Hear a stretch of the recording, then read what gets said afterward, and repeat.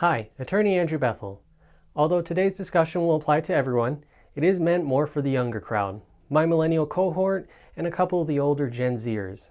When we hear the words estate planning, or any legal terms related to it, most of us probably conjure a picture of our parents or rich people doing funny things to protect their money from the government. In reality, though, estate planning is something we should all be doing, even if it feels like you're broke or drowning in student loan debt. So stick around because we'll be covering 8 estate planning essentials that primarily impact those in their 20s and 30s. But first, please be sure to like the video, subscribe, and ring the bell. Also leave a comment below if you have any questions or have a topic you wish for us to cover. But as always, thank you very much for watching. To begin, let's talk about what if you don't have any large assets to speak of and no children of your own to worry about. We'll cover fur babies and student loans in a minute. Even if you don't have a nice house or big bank account to your name, you can still be in an emergency situation and unable to manage your own finances or make medical decisions. No one is immune to tragedy or accidents. If you are in a state where you can't manage yourself or your life, but you don't have anyone with authority to step in, then you're handing your friends or family a massive headache on top of worrying about your well-being. What I'm getting at here is you should have a power of attorney in place granting someone authority to work on your behalf and step in the event of an emergency. This is where I'm cheating slightly with the numbers, because number 1 and 2 are your powers of attorney, specifically a financial power of attorney and a healthcare power of attorney, also known as an advance healthcare directive or a living will. What these documents do is grant someone authority to make decisions on your behalf for finances or medical. Think about it. You're in the hospital due to a car accident. How are you going to pay bills, cash checks, talk to insurance companies, what have you? Yeah, you might have your phone with you, assuming it isn't broken, but who's to say you'll even be in a right frame of mind to manage life? You might even be in a coma. This also leads us to medical decisions as well. The doctors and nurses are going to need to see some documentation on who you granted authority to make medical decisions. Leaving it up to chance means you might be leaving this to a judge to ultimately decide, such as the Terry Schiavo case, where a 26-year-old had no documents in place. She suffered a medical emergency, leaving her in a vegetative state, which ultimately led to a 15-year legal battle between her husband and parents on whether to keep her alive or not. And banks won't do anything to help without something in writing. At least with medical staff, your family will get a person to talk to with some empathy, unlike a large corporate bank. Thus, even if you think you have nothing, you should have something in writing, giving someone authority to help you when you need it. Next, we have planning that I would stress is a requirement if you have a child. After making sure your house is ready or you have formula on hand, one of the first things you should do after coming home from the hospital with the baby in tow is to create what's called a last will and testament. One, you should have your wishes in writing as to where your assets are to go after your passing regardless, which we'll touch on in a minute. But second, and most importantly here, is you should have your wishes documented as to who is to become the guardian of your child or children should you pass away before they reach adulthood. You make that nomination of a minor's guardian in your last will and testament. The situation I find more depressing than children fighting over mom and dad's money is when families are fighting over who is going to take care of children when the parents pass away. Not only is the child dealing with the death of their parents, but they now have a massive upheaval in their life made worse by family fighting over whether or not, when they should really be coming together.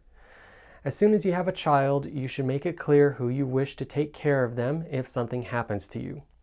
Yes, I did say nomination earlier, as the only one who makes that final determination is a judge in family court, but making your wishes known in writing, well in advance, will carry huge weight with the judge when they make their guardianship order. The judge will do what they think is best for the child, but they don't know your family like you do. Nobody knows your child's needs like you do. Make sure to do what is right by them, even if you aren't there to take care of them anymore. As a side note, pets are legally considered property, but I assume you want to make it clear who's to take care of your wiener dog, so don't forget to plan for your pets as well. Now let's discuss planning with assets. This is going to be just about the same for everyone regardless of age. I've already mentioned a will. If you want to say so as to who is to receive what of your assets, then you need to do so in writing. Otherwise, there is no guarantee things will go where you want them to. Taking this a step further, once you have started accumulating larger and larger assets, you should step up your protection of them. That means if you have a house, regardless of the value, and regardless of how much you owe on that mortgage, then you should have a living trust. The trust allows you to direct who is to receive what from your estate and will ensure your heirs get to stay out of probate court and thus save a lot of money by cutting out court and required legal fees. This is especially important early on when we have lots of debt in our estates and thus need to make sure we can save every penny, especially when our young children are concerned. Real estate isn't the only factor to consider when analyzing whether a living trust is needed or not, though it is often the largest and most common factor. The other main factor is simply having a large estate in terms of cash or other assets. What constitutes large will vary by state, so you should check your particular state's probate threshold. Here in California, it's around $185,000, meaning we can pass that much on outside of a living trust and not have to go to probate court. Anything above that figure outside of a living trust, we need probate court approval. Additionally, that number is cumulative, not by account, so we need to think of the complete picture when figuring that number.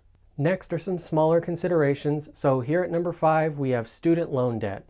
Federal student loans discharge at death, meaning no further payments will be required. This includes federal Parent Plus loans our parents may have taken out on our behalf.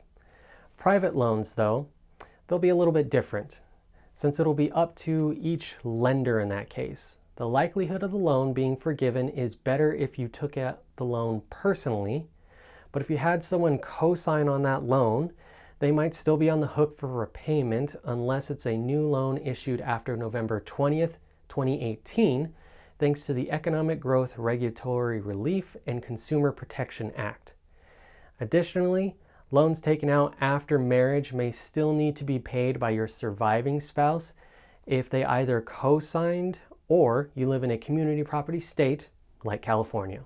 If you have any retirement accounts like an IRA or 401k, then make sure your beneficiary designations are up to date. Those funds become the property of that beneficiary after your passing and thus won't count towards the probate threshold. However, if you don't have beneficiaries designated or they pass away before you do, then that money has nowhere to go, stays in your estate, and could trigger a potential probate depending on the value of that account. As a failsafe, if you have a living trust, you can designate your trust as the beneficiary of that retirement account so that the money at least stays in trust and goes to whoever you designate as a beneficiary of your trust and thus avoids a probate issue. This brings us to number 8, crypto and your other digital assets. Don't forget to plan around these assets as well.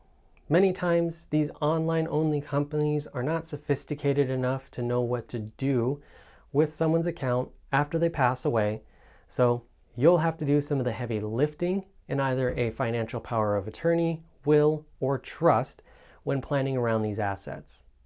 From experience, online banks will have talked to an attorney at the very least, and they know what to ask for. Although your family will probably have to go and mail documents back and forth, but working with these newer companies and exchanges for purely digital assets is still essentially the wild, wild west. It's hit or miss as to whether they even know what to ask for. Oftentimes, you can tell they put all their efforts towards the technology of the platform itself, and they let the consumer administrative side just play catch up. This is where you hear terms like a digital executor. My recommendation is to simply make it clear you are granting someone authority over digital assets and where those digital assets are ultimately supposed to go. Thank you very much for watching. If you enjoyed the video or found it useful, be sure to check out our other excellent videos here. But don't forget, hit the like button, subscribe, ring the bell, and tell us what you'd like for us to cover in the comments below.